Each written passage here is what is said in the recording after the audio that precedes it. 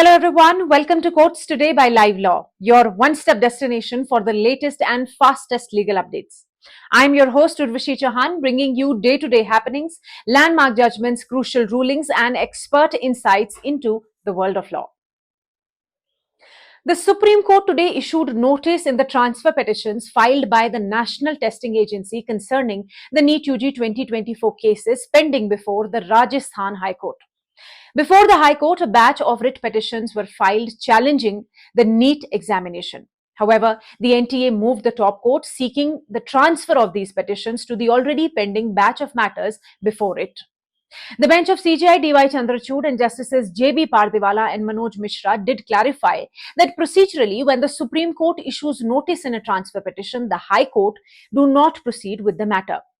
Further, it agreed to issue notice in the transfer petitions and tag them with the lead case of Vanshika Yadav versus Union of India relating to the ongoing NEET UG controversy. Last month, the top court also issued notice in similar transfer petitions filed by the NTA. Those transfer sought was of pleas challenging the award of grace marks as well as alleged paper leak concerning the NEET filed before the Delhi High Court. The tagged petitions will now be heard together with the main batch on Thursday. The special bench of CJI DY Chandrachud, Justices B.R. Gawai and J.B. Pardiwala today heard a suo motu petition regarding heritage building of the Bombay High Court and issue of additional land allotment. The present matter concerns urgent need for providing an alternative building to the Bombay High Court, considering the speedy dilapidating condition of the 150-year-old structure of the Bombay High Court. The state of Maharashtra has informed the Supreme Court now that a land parcel of 4.39 acres in Bandra, Kurla will be vacated and handed over by 10th September to the Bombay High Court for the building of a new High Court structure. Regarding the design, planning of new building and alternative arrangement of lands, the court noted that the state government has shortlisted 8 architects for finalizing the design planning. These 8 architects will be making their presentation before the High Court committee, and based on the most suitable plan as per the requirement of the High Court, the state government will invite expressions of interest. The Supreme Court today dismissed Karnataka Deputy Chief Minister D.K. Sivakumar's petition challenging a High Court order whereby his plea to quash CBI's disproportionate assets case against him under the Prevention of Corruption Act was rejected. A bench of Justices Bela M. Trivedi and Satish Chandra Sharma heard the matter.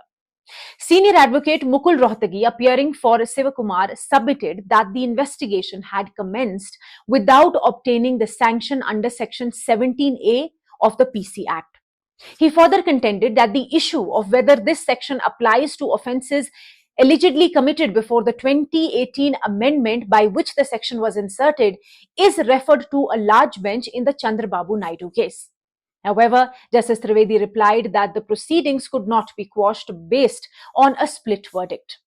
The bench expressed disinclination on the plea of issuing notice. However, it also expressed its disapproval of the High Court's order for staying the sanction accorded to CBI. Let me tell you that the Income Tax Department carried out a raid in August 2017 at various premises of Sivakumar in New Delhi and other places. It collected more than 8 crore 59 lakhs, out of which 41 lakhs were allegedly recovered from Sivakumar's premises. Subsequently, a case was registered under provisions of the Income Tax Act. Based upon the income tax case, ED also registered a case and Sivakumar was arrested in September 2019. ED then issued a letter to Karnataka government under PMLA. Following the same, the matter was referred to the CBI for investigation. In a significant development, the Archaeological Survey of India has submitted its survey report on the Bhojshala Kamal Maula Mosque complex before the Madhya Pradesh High Court. The report concludes that the existing structure was constructed using parts from earlier temples. The Bhojshala complex, located in the Dhar district of Madhya Pradesh, has long been a subject of historical and cultural debate. This 11th century monument, protected by the ASI, is viewed differently by Hindus and Muslims. While the Hindus consider it a temple dedicated to goddess Saraswati, the Muslims regard it as the Kamal Maula Mosque. The ASI excavated the complex as per the directions of the High Court. A division bench passed the order in March this year while hearing an interlocutory application filed in a pending writ petition which was filed by Hindu Front for Justice seeking a scientific survey of the temple mosque premises. In its report now, the ASI has said that based on scientific investigation and archaeological remains recovered during the investigation, the pre-existing structure can be dated to the Parmara dynasty period.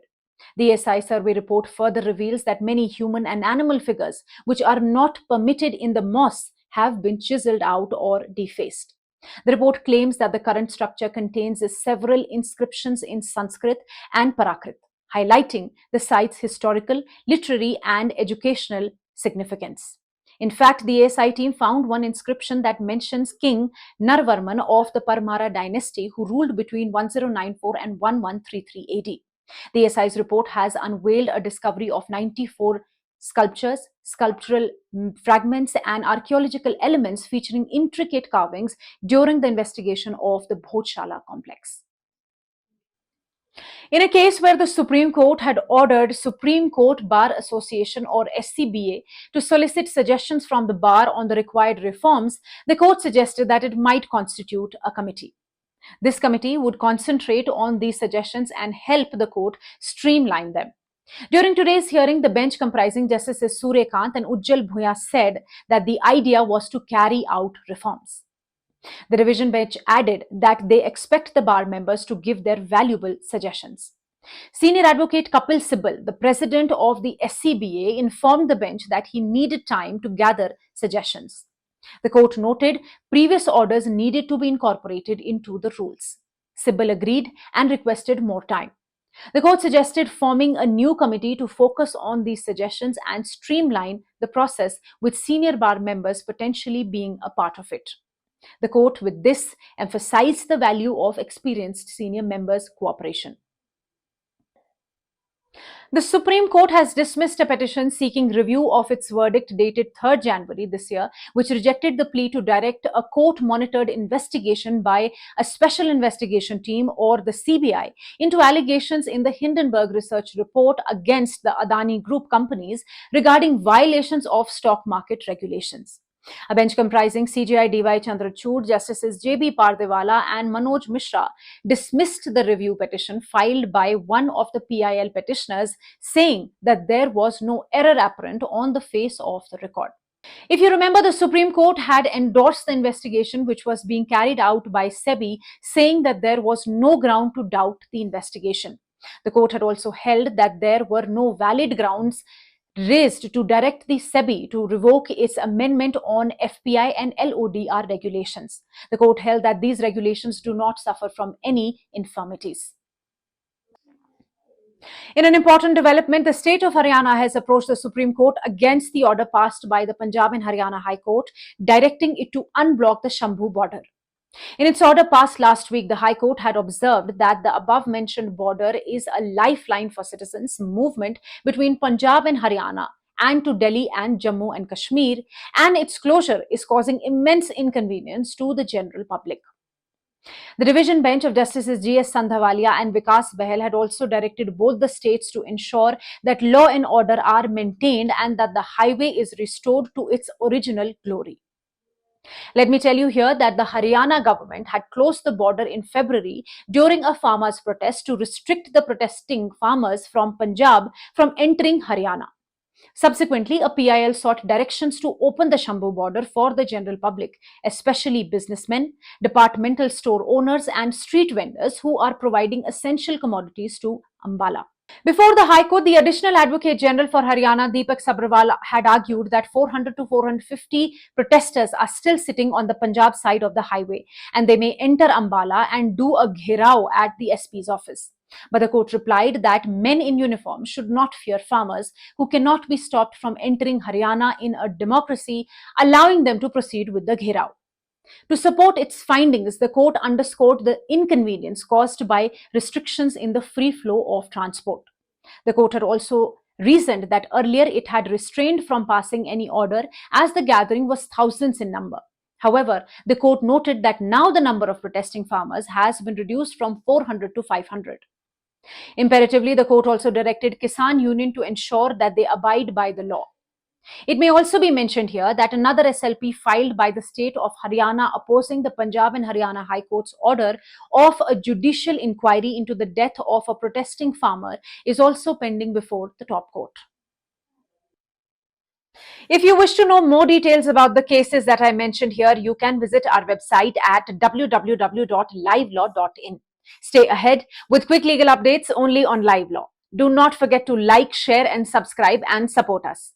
You can also support us by donating through the thanks button at the bottom of our videos or consider becoming a member at just 89 rupees per month.